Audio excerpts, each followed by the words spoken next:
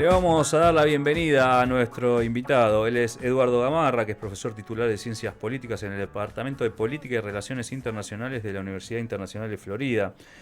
Trabaja desde 1986, donde también dirigió el Centro Latinoamericano y del Caribe desde el 94 a 2007. Como director, también participó en investigaciones y políticas públicas, intercambios académicos, recaudación de fondos y otras diversas actividades en la mayoría de los países de América Latina y el Caribe. En febrero de 2016 fue nombrado director fundador del Foro de Opinión Pública Latina de la Escuela Stephen Green de Asuntos Internacionales y Políticos. Bienvenido. ¿Cómo anda, profesor? Muy bien, gracias. Muy amable por la invitación y placer estar con ustedes. Gracias por su tiempo. Bueno, recuerda que nosotros tenemos el programa también televisivo, Panorama 360, en el cual hace algunos programas justamente analizamos de alguna forma el rojo o el celeste de toda Latinoamérica. ¿Qué significaba el rojo? Los gobiernos más cercanos a la izquierda, y el celeste, por supuesto, más cercano a las ideas del liberalismo. ¿Qué análisis puede hacer de hoy de Latinoamérica? Bueno, fíjese que probablemente ese mapa al que usted se refiere sea mucho más difícil de dibujar hoy, Ajá. eh, en gran medida porque yo creo que las definiciones que hemos tenido respecto a qué es derecha y qué es izquierda se han venido nublando mucho en los últimos años y particularmente en los últimos meses. Hmm. Eh, Tenemos hoy a presidentes que son ostensiblemente de la derecha, Hmm. que están llevando a cabo políticas que han sido históricamente alineadas con la izquierda, digamos, ¿no? O tenemos presidentes de izquierda que llevan adelante políticas que Sí, son más alineadas con la derecha. sí. Entonces, es una confusión y creo que vivimos en un mundo hoy en día muy diferente al que fue antes del 20 de enero. Claro. Un mundo que se está redefiniendo, Hmm. un mundo que va a ser mucho más complicado e inclusive mucho más peligroso. Pero en todo caso, por eso le digo que quizás es muy diferente el mapa hoy al que podía uno dibujar hace pocos meses, ¿no? Se refiere a más peligroso. A ver, estoy tratando de pensar por qué. La guerra comercial con China, por supuesto, ya está abierta. Ahora, también mi pregunta en estos días surge si esto se puede dar en algún campo bélico, ¿no? Como se utilizó tal vez en la Guerra Fría, en lugares diferentes. No sé, pienso, tal vez Taiwán podría ser, es muy cercano al continente de China, tal vez en algún proxy alejado. ¿Usted lo ve posible esto?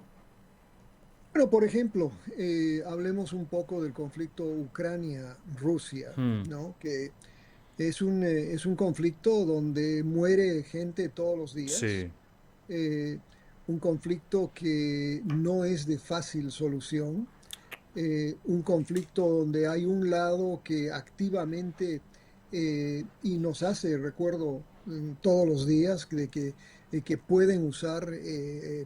armas nucleares tácticas, un conflicto que involucra a Europa y un conflicto que lamentablemente, a pesar de las predicciones del nuevo presidente norteamericano, no se puede resolver en 24 horas. No, no. Y es un conflicto que yo creo que va a tener matices aún todavía muy complicados y que podrían pues llevar no solo a expandir el conflicto más allá de Ucrania, pero sobre todo lo que creo que muchos analistas piensan y lo que más les preocupa es el uso de las armas nucleares tácticas, ¿no? Mm.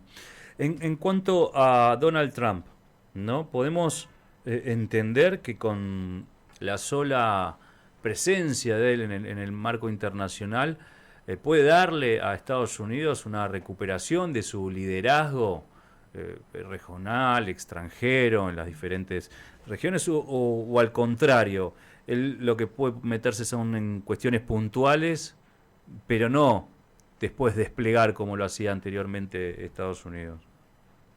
Mire, esa es parte de la controversia hoy, Ajá, ¿no? Y es una gran controversia dependiendo del lado que uno esté, como claro, vea uno el mundo, este sí. fenómeno.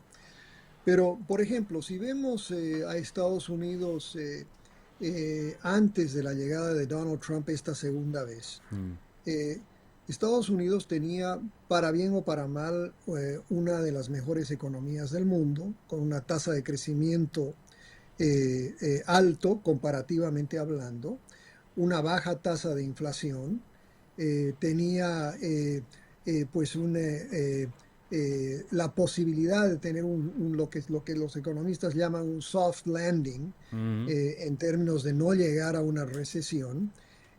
Tenía una bolsa era muy saludable, y que de alguna manera pues Estados Unidos había logrado recuperar un liderazgo particularmente en la OTAN, ¿no? ajá, Porque el enfoque de sí. Estados Unidos hasta el final de Biden era un enfoque multilateral, ¿no?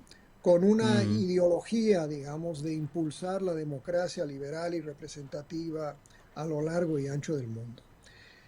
Uno puede debatir si funcionó o no funcionó, pero el hecho es que por lo menos el liderazgo europeo eh, veía en Estados Unidos esa recuperación del posicionamiento respecto a la OTAN. mm, Hoy, pero ahora cuando vemos desde el otro lado, ¿no? Es muy curioso cómo funcionan particularmente las campañas, ¿no? El presidente Trump hizo una campaña, más bien diciendo que la economía de los Estados Unidos era la peor del mundo, mm, que, que había una inflación altísima, elevada, que Estados Unidos era el país menos respetado en todo el mundo, que había perdido liderazgo a nivel mundial, etcétera. Y bueno, ganó esa perspectiva. Y ahora se han dado la vuelta a los números, ¿no? Ahora tenemos una posibilidad casi asegurada de una recesión este año. sí, por supuesto. Tenemos un colapso de las bolsas, Mm, ¿no? Tenemos en gran medida, y por supuesto también pienso que esto tiene mucho que ver con cómo se percibe a Estados Unidos en el resto del mundo. Y mm, creo que en menos de 2 meses la imagen de los Estados Unidos en el resto del mundo básicamente ha colapsado. Y eso lo demuestran varias encuestas, encuestas inclusive que nosotros hacemos en la región, sí, donde el presidente Trump es uno de los presidentes menos populares del mundo, ¿no? sí, Y esto es un contraste muy interesante, por supuesto, porque a la vez hay que situar esto con la política arancelaria, ¿no? Por eso claro, hablaba de gobiernos de derecha que sí. siguen Política políticas proteccionista, proteccionistas, ¿no? claro, sí, sí, sí. Y que eso por una parte. El hecho de que se han perseguido sobre todo políticas migratorias, Mm, ¿no? sí, De sí, sí. dudosa constitucionalidad, que también han tenido un impacto sobre los vecinos, Sí, ¿no?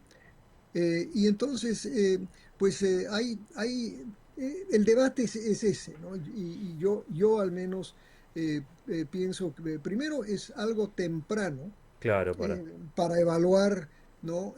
Hacia dónde va a ir este gobierno y Estados Unidos, pero sí es cierto que es probablemente el gobierno norteamericano que ha tenido mayor impacto, Sí. para bien o para mal, en menos de 100 días de gobierno, tanto en lo interno como en lo internacional. Bueno, eso también se puede escribir, ¿no? En sus políticas, los decretos de las primeras horas que tuvo, que fueron más de 100 artículos, y como usted bien dice, estos 100 días. Ahora, yo lo escucho a usted y con cierta mesura, que es lo que me tranquiliza, ¿no? A veces uno ve las noticias y sabe del apoyo fuerte que tiene Trump dentro del país. Pero bueno, hay también, no sé, lo vimos también en De Niro, ¿no? En los Oscars, criticándolo un poco vehemente para mi gusto, pero bueno, es parte también de la retórica que plantea Trump, ¿no? Ahora, ¿qué se puede esperar en el corto plazo? Porque tenemos una China que está enojada porque no entiende el lenguaje con el cual es abordado. Tenemos una Rusia que tal vez se le está ofreciendo sentarse a una mesa, pero las condiciones van a ser muy difíciles y como usted bien dijo, no creo que sean muy claras. Una Europa que se siente tal vez traicionada, ¿no? Pero internamente también Estados Unidos se escuchan voces que dicen hemos mantenido mucho a Europa. Un combo extraño. Sí, bueno, vayamos por partes, Sí, ¿no? sí, sí. El caso de la China es, por supuesto, yo creo que inclusive uno tiene que ver eh, lo que sucede entre Estados Unidos y China Mm. en un contexto donde se define a China como la mayor amenaza a la seguridad nacional de los Estados Ah, Unidos, ¿no? eh, que es un poco, por eso se habla mucho, el Financial Times lo describió como, no estamos hablando de la doctrina Monroe, ujú. sino de la doctrina Donroe, ¿no? O sea, es básicamente lo mismo, tratar de prevenir de manera estratégica la presencia en las Américas de Sí. actores internacionales. Mm. Eso yo creo que es una gran parte de lo que orienta el pensamiento estratégico de esta administración. Ahora, para llegar a eso, ellos han pensado que la lógica, sobre todo de los aranceles, es la forma de llegar a excluir a la China del hemisferio. Ujú. Y esto ya en base a trabajos que estamos haciendo, por ejemplo, en el Caribe, en Sí. Centroamérica, inclusive en Suramérica, donde, mire, la China durante los últimos 20 años, Mm. ¿no? O más, pero yo diría 20 años, desde el 11 de Mm. septiembre, ¿no? Que desarrolló una estrategia hacia las Américas orientada básicamente con una visión de más de 100 años. O sea, la China Ajá. es un viejo imperio, Sí. ¿no? La China no trabaja en cuanto a ciclos electorales como nosotros, ¿no? Eh, y ellos piensan así a largo plazo. Sí. Ellos han definido estratégicamente, hay dos documentos importantes de la China, del 2005, otro del 2016, donde plantean, ¿no?, una estrategia hacia América Latina de gran inversión, toda la ruta esta Sí. De de la seda por el infraestructura. otro lado y por el mar también, ¿no? Exacto, exacto. Entonces, ellos han definido eso y lo han llevado adelante de una manera absolutamente rigurosa. Y en el mismo momento, Estados Unidos, primero nos dedicamos a prevenir el terrorismo del Medio Oriente. Sí. En América Latina nos enfocamos básicamente en el caso colombiano, en la lucha contra las drogas. Ajá. Y de repente vemos a la región por el prisma de la migración, ¿no? Y vemos obviamente a la región un poco por el tema cubano, Mm. nicaragüense y sobre todo venezolano. Eh, entonces, el tema para ver a la China es que la China tiene un plan y nosotros no. Y esto no Mm. es un problema de Trump, ni es un problema de Biden, ni es un problema de Obama, sino que en su conjunto las últimas 4 administraciones Mm. no han tenido una estrategia seria para la región. Por eso Interesante. cuando uno habla en diferentes países y les dice, por ejemplo, a los dominicanos, dejen a la China y vuelvan con nosotros, ¿no? Muy bien, pero ¿qué nos ofrecen Claro, ustedes? hay que ser realista, ¿No? los intereses. Sí, sí, Exacto, ¿no? sí, sí, El sí. mismo presidente Milei en la Argentina, ¿no? Mm. Que en campaña dijo que jamás le daría Mm. la mano a un presidente comunista, ¿no? Y resulta que las relaciones con China hoy son buenas, Sí. ¿no? Que hay inversiones chinas en la Argentina Sí, que son fuerte. buenas. Sí. Entonces hay una realidad acá que yo creo que el presidente Trump ya hoy lo dijo, ¿no? Puede ser que bajemos los aranceles a la China, ¿no? Porque el impacto, y Sí, esto yo creo que es una teoría muy simple, ¿no? De cómo funciona la sustitución de importaciones. claro. La sustitución de importaciones funciona a largo plazo. Mm. pero como dijo John Maynard Keynes, a largo plazo todos estamos muertos, ¿no? Al presidente Milei no le gustan las referencias a Keynes, por No, supuesto. para nada, pero igual está bueno siempre hacer recordar algunas frases interesantes. Profesor, como última, a ver, una polémica desatada, por supuesto, en las universidades de Estados Unidos. La retención del dinero de la Universidad de Harvard. Hemos visto también cómo ha entrado policías también dentro de las universidades y se ha llevado gente pro-Palestina. Cuénteme usted desde adentro cuál es su vivencia, su sentir, qué puede suceder con esto, ¿no? Porque sabemos que siempre los movimientos estudiantiles, por ejemplo, a lo largo de la historia, generaron un principio de cuestiones. Mire, yo soy latinoamericano, Sí, crecí en dictaduras militares, ¿no? Eh, y me acuerdo mucho de aquellos momentos cuando a los militares en particular no les gustaban ciertas carreras, ajá, sí, la sociología, la ciencia política, etcétera, ¿no? Y era común, ¿no?, que los militares en particular atacaran a las universidades y cerraran esas cátedras, ¿no? Eh, yo creo que hoy estamos en el equivalente funcional de eso en Estados ajá, Unidos, mire qué interesante. ¿ok? Y en parte, ¿por qué lo digo? Porque, fíjese, nosotros aceptamos estudiantes de todo el mundo. Sí, Yo tengo estudiantes iraníes, tengo estudiantes rusos, tengo estudiantes chinos, tengo colegas de esos países. Y que hoy, básicamente, estamos en una situación, imagínense en ciencia tensa, política, lógico, sí, donde no podemos, donde hoy eh, todo lo que tenga que ver con un tema u otro, ¿no? O somos percibidos como socialistas, sí, ¿no? O somos percibidos como antisemitas, ¿no? Ese debate es un debate muy fuerte sí, y eso ha llevado a la administración del presidente Trump básicamente a intervenir universidades ajá, por el método más fácil, que es recortarle fondos sí. federales.